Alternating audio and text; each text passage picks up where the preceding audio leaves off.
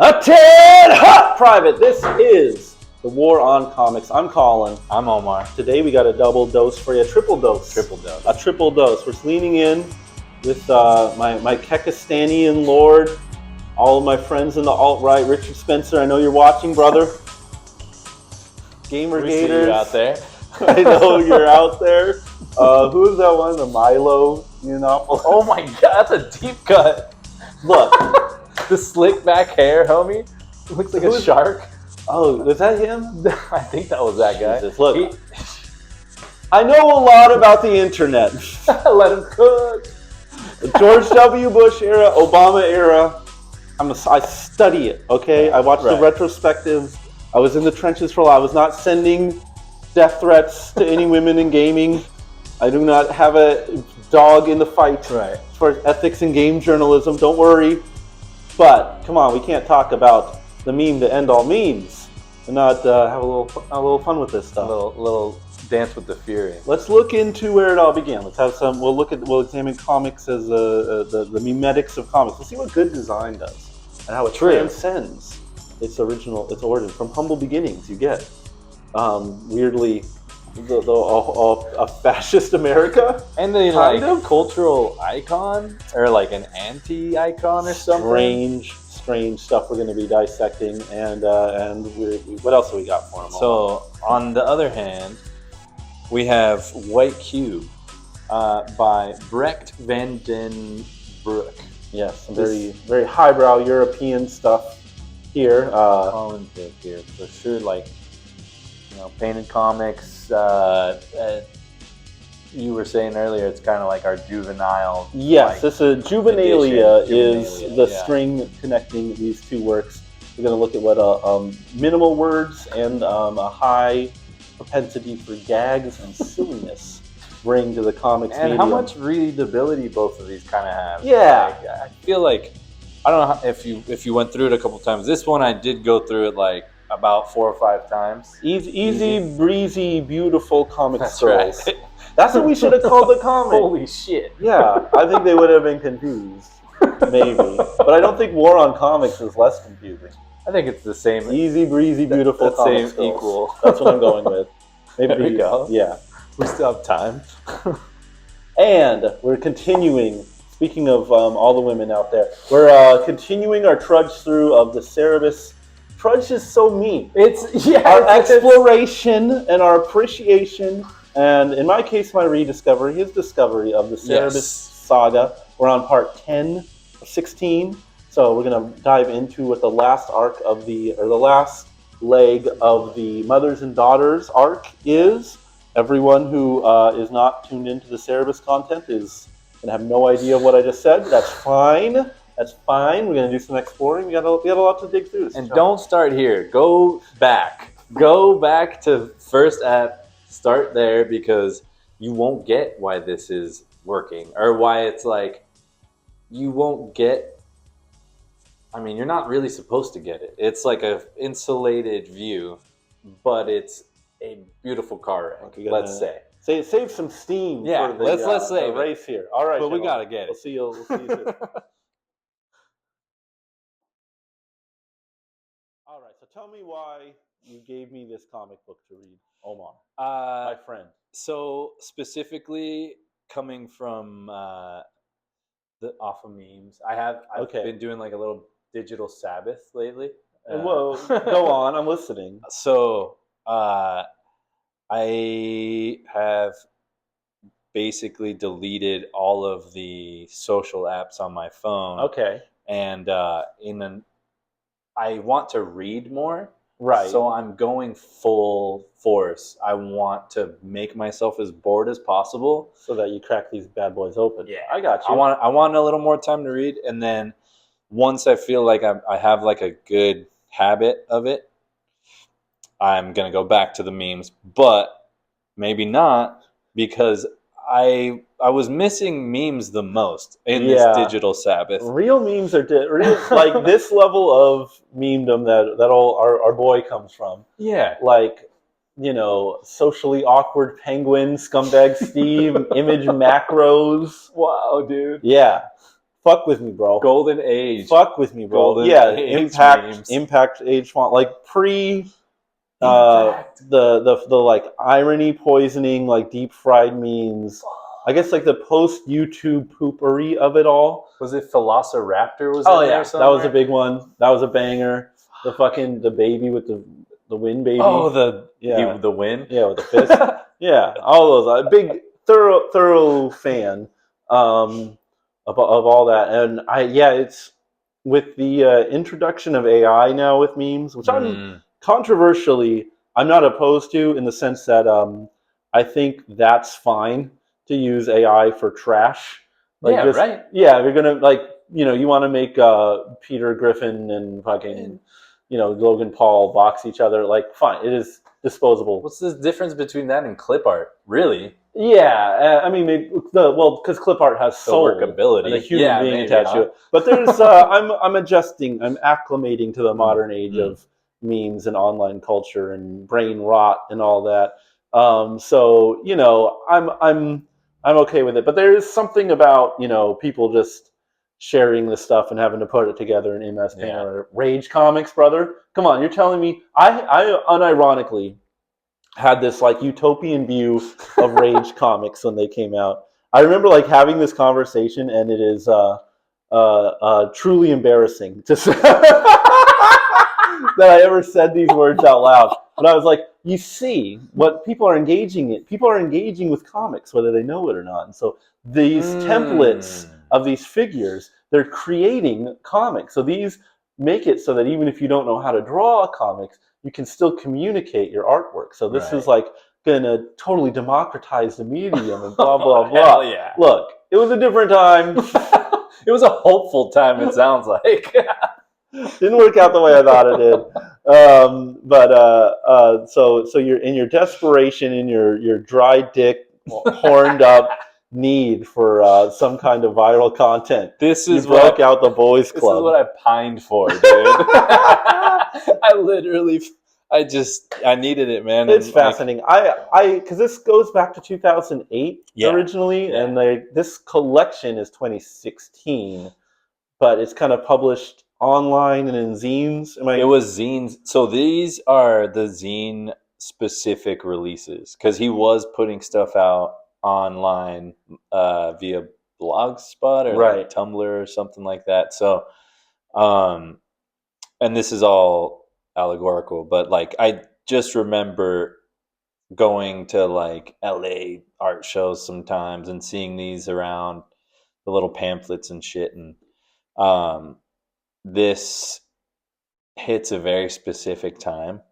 And I think 2016 is probably when we saw the rise of the Pepe memes. It must have been. Yeah, I think they caught on fairly quick, and I guess I did a Wikipedia scan, and it said 2015 is when the alt-right online bad boys started sort of co-opting it.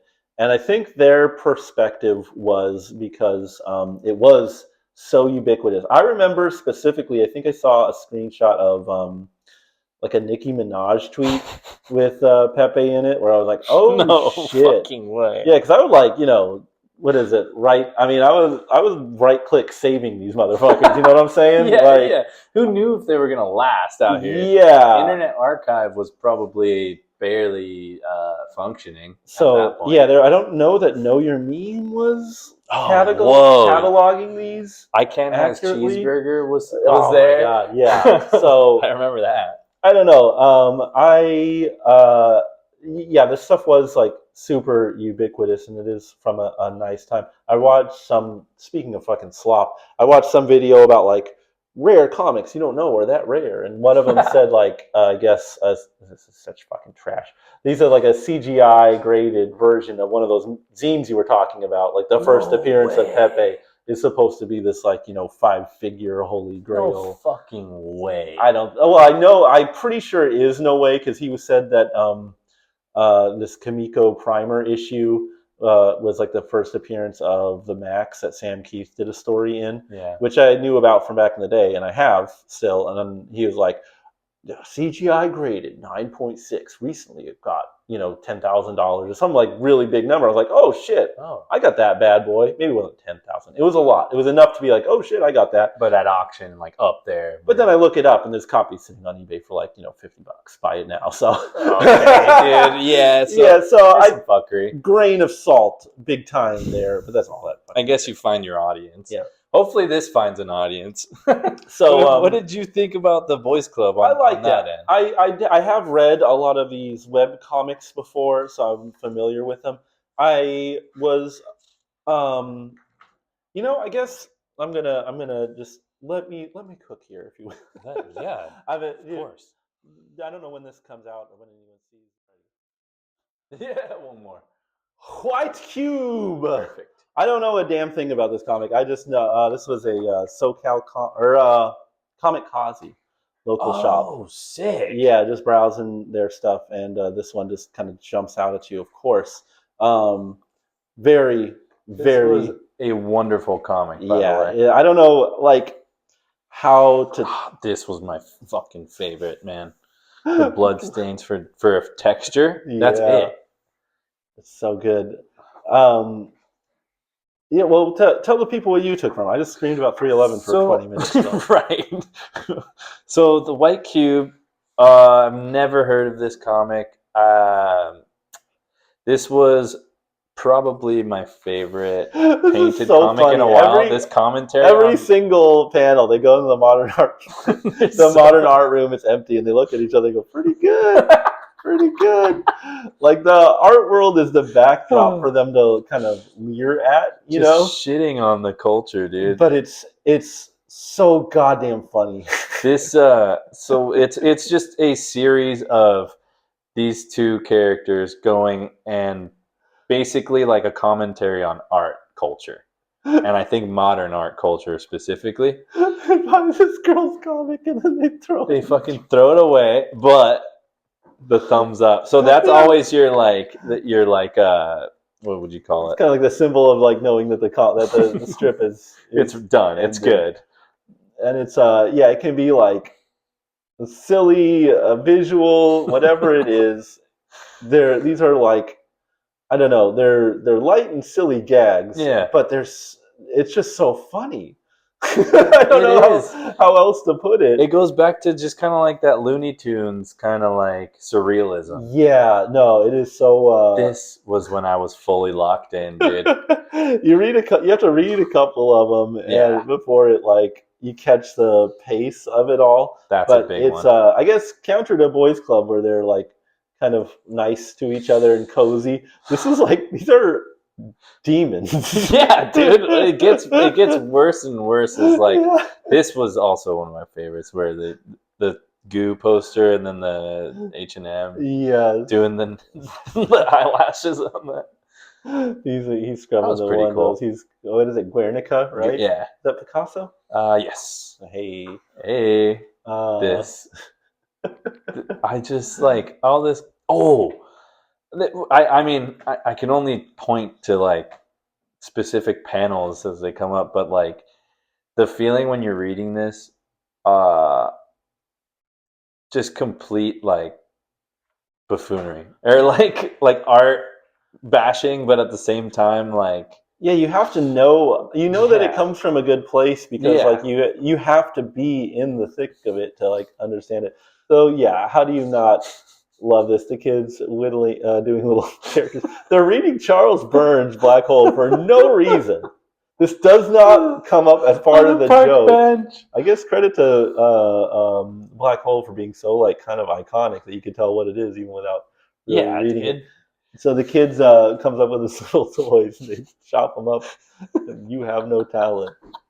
This is it. Just him smiling while the kid is crying, I think, tells you everything you need to know about the tone of this comic. But this was great. So they get pretty grotesque and stuff, which is fun. Man, this shit was so funny. Just like the interaction with classical art, like the stuff that you fantasize about. This was very Mad, like Mad magazine shit. Yes, very much so. Tearing down David and then keeping his dog for himself. Oh, this was pretty fun. Oh The yeah, the Wraith. different colors. There we go. I see. It's kind of silly. So this one you just picked up like off the Yeah, rack? yeah. I mean, Fuck, look. man. I will crack open anything What that do you says think about that? Fantagraphics on it. Well, this one may be drawn in quarterly, but we were saying at the top that this might be the new front runner for like. This is drawn in quarterly. Yeah, I think so. That's Oh, why, you are dude. correct. I was Yeah. 100%. No, I was my surprised. bad. My bad. Yeah, Dude, no. get it correct. I see drawn it. I think the boys' club was Fantagraphics. This Right? was so Weirdly. fucking funny. Again, It's crying, so dark. smiling. I don't. Yeah, I gotta look see if what this guy's done since then because yeah, these are so.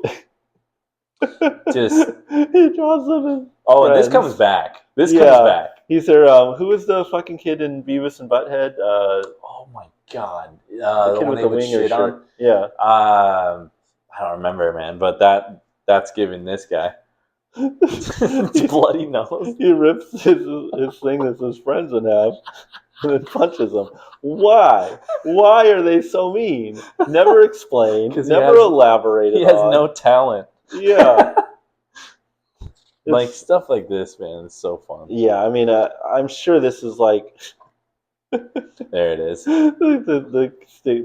So he gives them a stick figure drawing. They take a shit on it and hand it back to him. But then the stick figure guys are their actual friends and they're defending the kid. This comic, I don't know. There's like again to talk about like going back to my issue on substance. Does it matter? I don't think it does. You know, You could just have this be really very funny and very well done and good to look at and tell this oh really my good God, jokes, dude. Like So this guy's blind. All right, let me just tell you, this dude's blind. He asks for a tattoo of a peace sign, and they give him a fucking swastika. He's walking down a mostly black neighborhood. they don't like this tattoo. And they like it brings a tear of joy to their eye. Like it's so fucked. It's perfect. It's hilarious. No, I have This was really cool, man. yeah. Oh, that's a bite. There's like a specific artist. There's Beavis and Butthead right there. The specific artist that does those like those elaborate landscape things, right? I don't know. I'm not that. I think this is a bite stuff? or a specific artist that they're playing with here, but It's cool. couldn't tell you. Garden. Couldn't tell you the name because I'm not that not so artistic. Dude, if anyone knows who this is like a tribute He's to, done a lot of album covers. If I'm thinking of the This right guy? guy, yeah, the landscape Sick. stuff. Dude. Anyways, we'll get at the comments if fucking you know. but yeah, so I don't think you need necessarily great substance. Just be funny. Just be cool. And Just be like have a you can have craft. You can have be craft. Yeah, You can be. this is well written, even though it's not really like Yeah, no, this is like again, it's just very, very funny and like clever, and yeah, I'm kind of perplexed why you don't hear about this more. I thought like Yeah. I was on the Never heard about this. Vanguard or something. Maybe he's just moved on to a different medium, Probably. or I'm just out of the loop. More realistically, he probably writes for like a upscale mag, and I'm just too much of a chump to. Doesn't read it or this feel something. like it could be an artist from the New Yorker or something? Oh, for like, sure. This is the underground work they're doing or something. Yeah, or this is the mainstream work they're doing, and we don't read the fucking We New don't Yorker see it. because Yeah, we're true. two schmucks from North County. Oh yeah, the great That stuff bite, was the fun. Liechtenstein. That was pretty silly. Dude, these are all just like, this is hitting, like you mentioned it earlier, this is exactly what I like. Yeah. Like just a fucking, maybe it's the tism. Maybe I got a little bit of the tizzy on this kind of like stuff, but the clarity of graphics and just the joke, like it's so digestible to my brain that it's just like, it's like candy. When it's really good, when it's really done well, like the graphical elements, the storytelling, like the flow of it all, when it really hits those fucking Scott McCloud Yeah, standards. Yeah, You know? this is I don't know. This is such great storytelling, such great laughs. I can't say enough good things about it. Yeah, there's not. I don't know if there's too much to say. I don't have a background on it or anything. Again, this is that guy that just does these modern shapes. shit. Yeah. I like that kind of art. Yeah, Chris squares and shapes. the and stuff. Bauhaus. This was my fucking favorite one, Who's this dude. poor girl, Abramovic? Yeah. Okay, she's Yeah. a demon. Her and Hillary Clinton are stealing your babies, adrenochrome. Obviously, and I have proof. You just have to open your eyes and do your research. But yeah, she. she's the reigning champ. Yeah, she's just get to win. They're treating this performance art like a staring competition, and he's keeping track of it. Holy fuck! That's the right level of art criticism. I think it has to come from a place of. I think if you're like, modern art sucks, my kid could draw that. Like, you are just uncurious and kind of boring. If you can shit on modern art by making something, this funny, then you've done it. Then your opinion is worth hearing. I have to know that you're actually like in it, a little bit immersed in that world to have a valid. You have like an take. Understanding of it. Yes. Yeah. I think so. So, or else you're just a fucking tourist.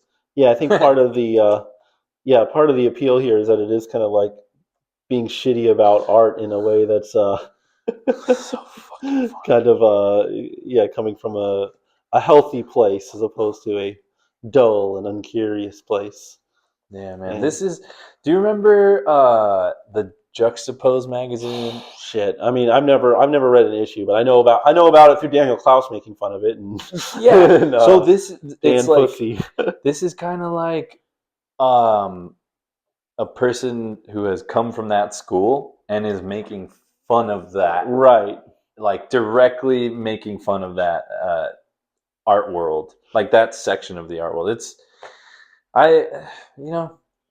You don't get very many sweet comics like this, or we have yet to discover fucking comics like this, and like this is a real sweet spot for me. I want to like maybe define this fucking genre, or like define these elements that I'm like into, because if I can get more of this, dude, I'm loving it. Yeah, I mean, and this is it kind of takes this left turn where they're, going through this this juxtaposed mag of sorts, and he likes it and he doesn't, and then they're sort of uncomfortable about each other. Yeah. It kind of takes in a weird way, because you've seen this like kind of slapstick nihilism this whole time. Seeing something kind of touching is like, I don't know, kind of uncomfortable, and that's the note it ends on. It's the last one here, and it does make it. It makes that's why I kept reading it, because it makes the rest of the book, even though it's probably disconnected to that strip, it makes it feel like a narrative strip, because you're like, oh, they're having like this crazy life, experiencing this art world, and then all of a sudden you're like, oh, but they're not in harmony anymore. Now they're like that. Now they're. Yeah, it's kind of like the story. There's more to it, to be continued. Yeah, it's not a simple gag. No. So, yeah, and I mean, I don't know, maybe this one's a little on the nose, but they're trying to split the difference between art and comics, and they bust through. Speaking of going Looney Tunes style, straight through the door. I liked it. It feels it's like his own or their own fucking stamp. Yeah, it's like it's a send off. It's a fine way to close out. Man, yeah, I can't say enough good things about this. I read it a bunch of times. I keep returning to it. I continue to return to it. These were the two hostage exchanges. Yes, it's true. If you like farts and if you like arts, we got you covered this week. So now we're gonna hit the Cerebus.